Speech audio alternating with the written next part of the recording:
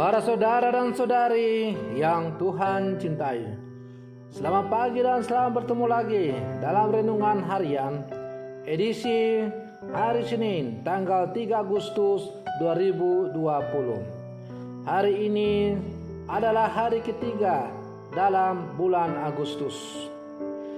Mengawali hari yang baru ini, kita hendak mendengar dan merenungkan sabda Tuhan. Marilah sebelum kita mendengar dan merenungkan sabda Tuhan, kita berdoa. Dalam nama Bapa dan Putra dan Roh Kudus. Amin.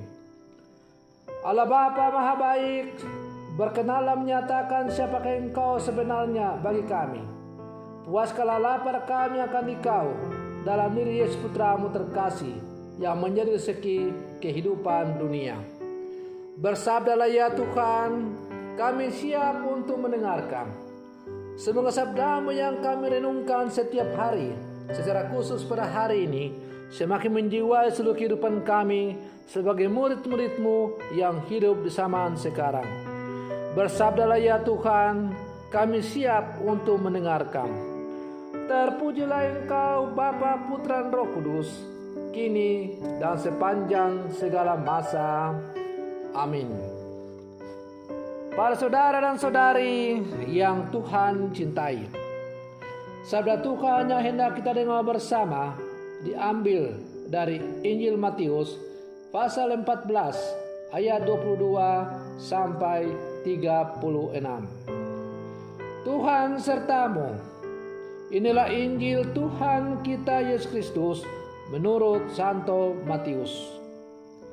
Sekali peristiwa, setelah mengenyangkan orang banyak dengan roti, Yesus segera menyuruh murid-muridnya naik ke perahu dan mendahulunya ke seberang. Sementara ia menyuruh orang banyak pulang. Dan setelah orang banyak itu disuruh pergi, Yesus mendaki bukit untuk berdoa seorang diri. Ketika hari sudah malam, ia seorang diri di situ. Perahu para murid sudah beberapa mil jauhnya dari pantai dan diombang-ambingkan gelombang karena angin sakal.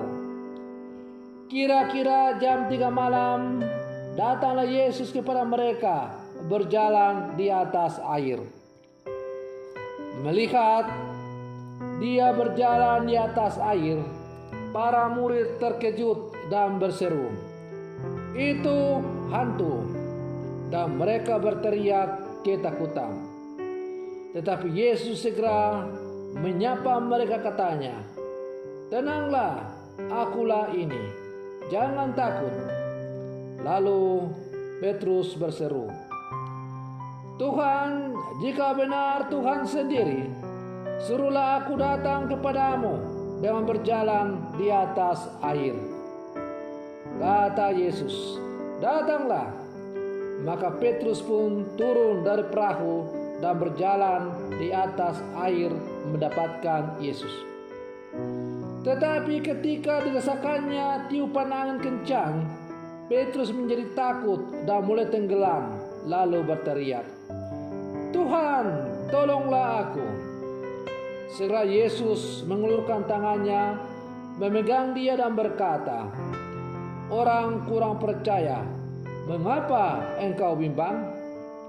Keduanya lalu naik ke perahu dan redalah angin. Dan mereka semua yang ada dalam perahu menyembah dia. Katanya, "Sungguh engkau anak Allah." Setibanya di seberang, mereka mendarat di Genesaret. Begitu Yesus dikenali oleh orang-orang setempat, mereka memberitahukannya ke seluruh daerah. Maka semua orang sakit dibawa kepadanya. Mereka memohon supaya diperkenankan menjamah jubahnya, dan semua orang yang menjamah dia menjadi sembuh. Demikianlah Injil Tuhan. Para saudara dan saudari yang Tuhan cintai, seorang nabi berbicara atas nama Tuhan. Ia adalah penyambung lidah Allah. Kebenarannya pun selalu terbukti. Maka Yesus yang kita dengar dalam bacaan Injil hari ini mewartakan kebenaran, dan apa yang dikatakannya menjadi kenyataan. Angin menjadi teduh karena perkataannya. Kebenaran dari Allah tidak bisa disembunyikan. Ia tetap bergema meski hanya dalam hati yang terdalam. Para saudara dan saudari yang Tuhan cintai, ketika Yesus mendatangi para muridnya yang sedang terombang-ambing karena ditiup oleh angin sakal, sehingga perahu mereka tidak begitu berjalan dengan mulus, maka Yesus mendatangi mereka dengan berjalan di atas air.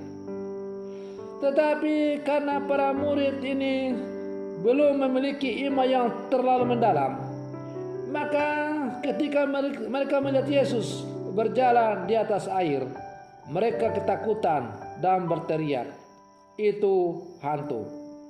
Tapi syukurlah, mereka akhirnya percaya ketika Yesus berseru bahwa saya bukan hantu, tetapi akulah ini.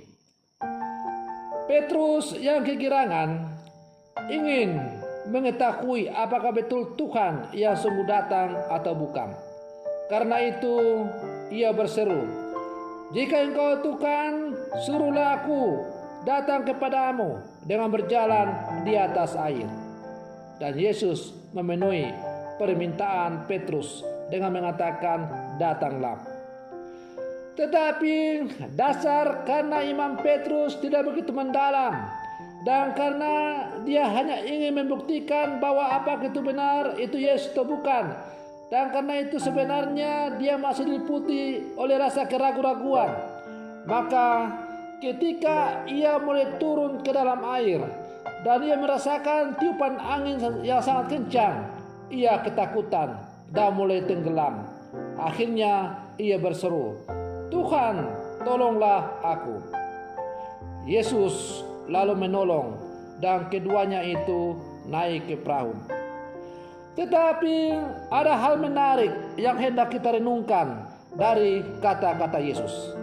Kata-kata Yesus kepada Petrus itu ialah, "Hai orang yang kurang percaya, mengapa engkau bimbang?" Kata-kata inilah yang diucapkan Yesus untuk menegur Petrus yang mendadak ragu dan takut dengan gelombang laut. Ketakutan dan keraguan yang dimiliki Petrus sebenarnya tidak beralasan. Kenapa? Sebab Tuhan ada hadir secara nyata bersama dengan dia. Namun ia tetap merasa takut sebab ia kurang percaya. Para saudara dan saudari yang Tuhan cintai, teguran Tuhan Yesus untuk Petrus dan para murid yang lain juga masih tetap relevan kepada kita sebagai murid-murid Yesus yang hidup di zaman sekarang ini. Kita terkadang masih mengalami ketakutan-ketakutan ketika kita menghadapi berbagai gelombang-gelombang angin sakal dalam kehidupan kita sebagai orang-orang beriman. Kita kurang percaya bahwa Tuhan selalu hadir dan berjalan bersama dengan kita. Kadang-kadang kita masih ragu dan bertanya, apakah benar Tuhan ada berjalan bersama dengan kita? Apakah benar Tuhan itu sungguh peduli dengan saya? Apakah benar Tuhan itu akan memberikan yang terbaik dalam hidup saya? Para saudara dan saudari yang Tuhan cintai, dalam realitas kehidupan sehari-hari, berbagai tantangan, kesulitan, rintangan, dan penderitaan membuat kita acap kali tak percaya akan kehadiran Tuhan dalam hidup kita. Maka nasihat Tuhan dalam kisah Injil hari ini mengingatkan kita dan meneguhkan sekaligus meneguhkan iman kita akan kesetiaannya dalam mendampingi setiap perjalanan hidup kita. Kadangkala iman kita goyah oleh terpaan gelombang kehidupan di dunia ini.